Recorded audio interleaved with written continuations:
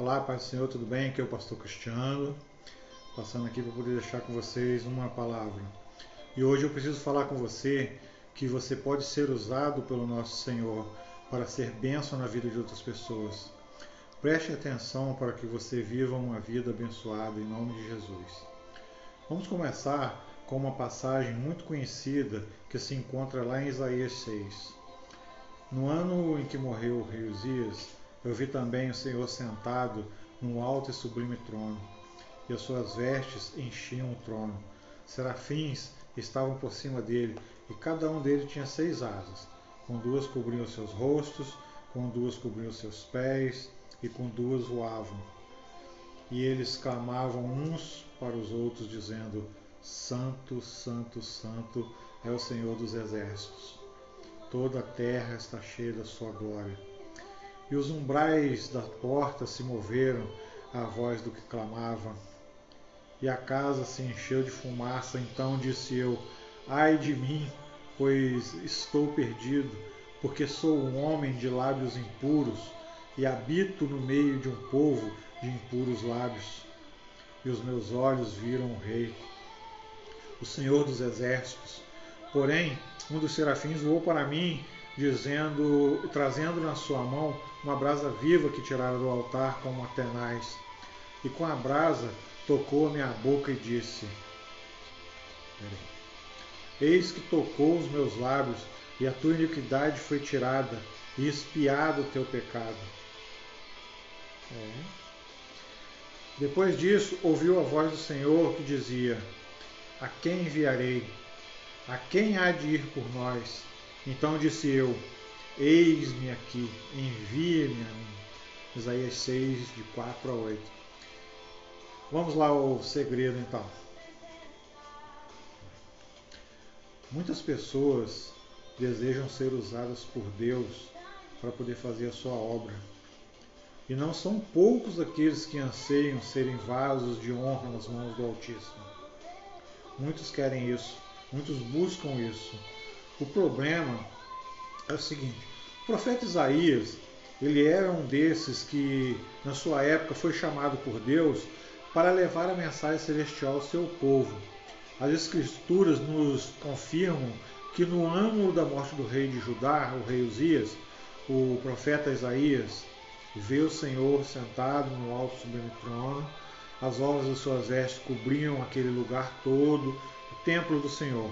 Isaías viu os anjos que voavam e que cobriam de alto a baixo com a presença do Senhor. Posso vislumbrar, através das Escrituras, a imagem vista pelo profeta, numa cena perfeita e grandiosa do nosso Deus. Que privilégio teve aquele profeta, vocês não acham? Que imagem gloriosa teria contemplado o profeta naquela visão do Senhor, não é mesmo? O chamado de Isaías, ele se iniciou diante de uma visão tremenda da glória de Deus.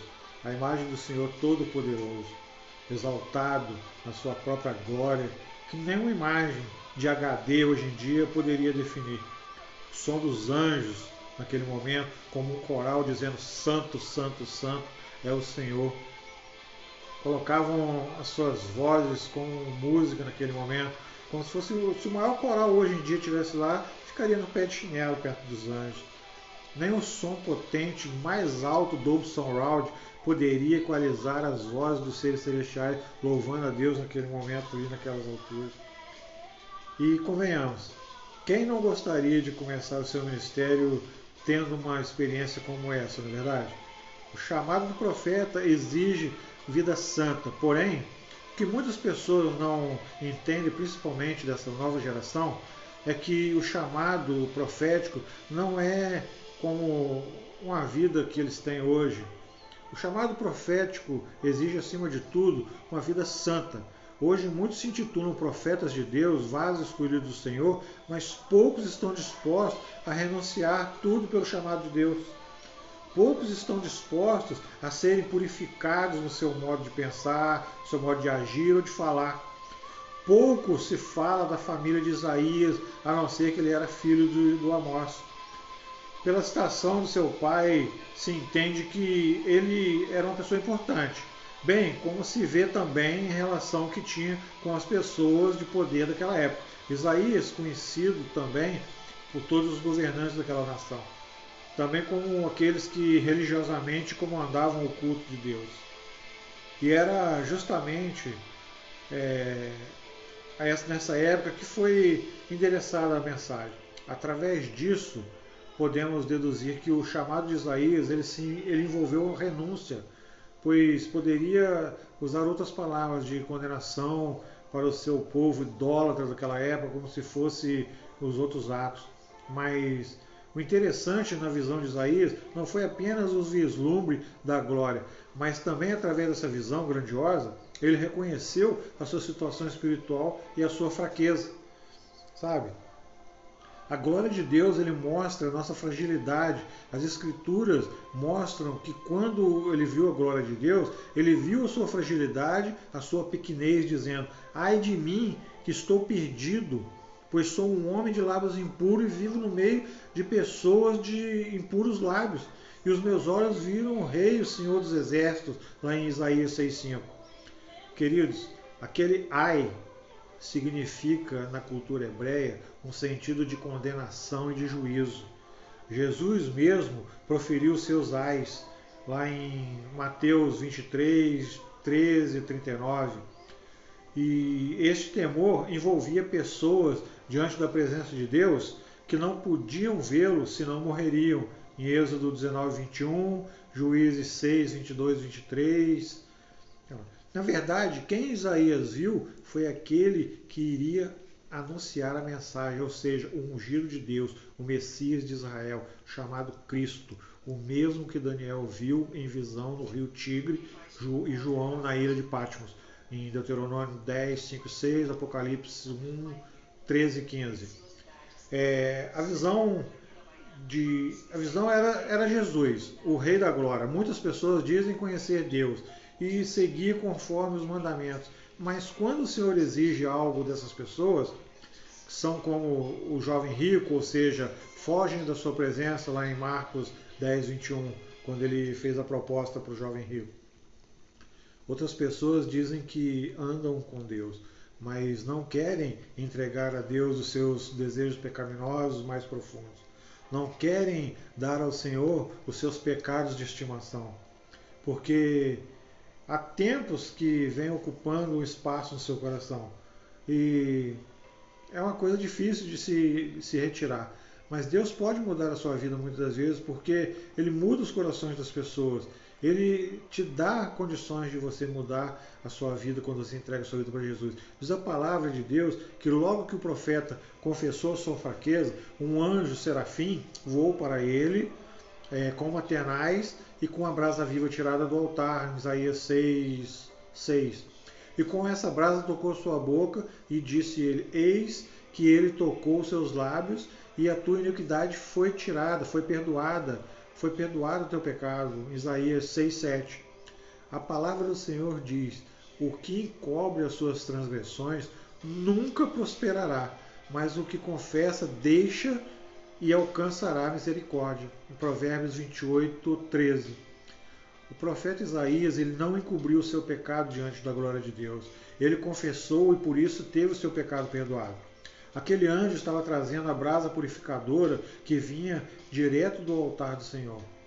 De nada adianta sermos condenados ou considerados profetas por homens diante dele e da sua santa presença. Continuamos a ser transgressores, não vai mudar nada na nossa vida.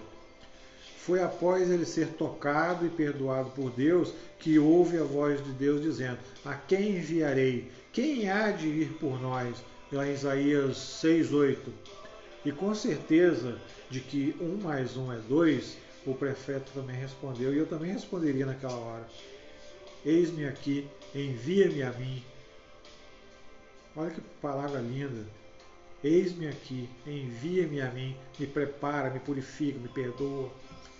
Sabe, com isso, entendemos que quando verdadeiramente somos purificados e perdoados, tocados pelo Senhor, nossa vida muda, estamos prontos para uma boa obra. E um outro exemplo podemos usar o do rei Davi.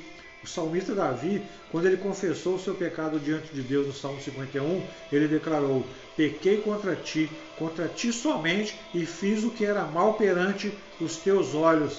Salmo 51, 4. Mas o diferencial ali foi que Davi pediu a Deus que o Senhor purificasse o seu coração para que ele pudesse ser limpo. Davi reconheceu que precisava ser livre dos crimes de sangue, que nada adiantava se o Senhor não o purificasse. Salmo 51, 14. Também pediu que o Senhor criasse nele um coração puro, em Salmo 51, 7 a 10. Palavras essas que também no Salmo 24, 4, que diz que receberão do Senhor a bênção do Senhor, a justiça do seu Deus, serão aqueles que os ímpios, mas de puro coração. Salmo 24, 4 e 5.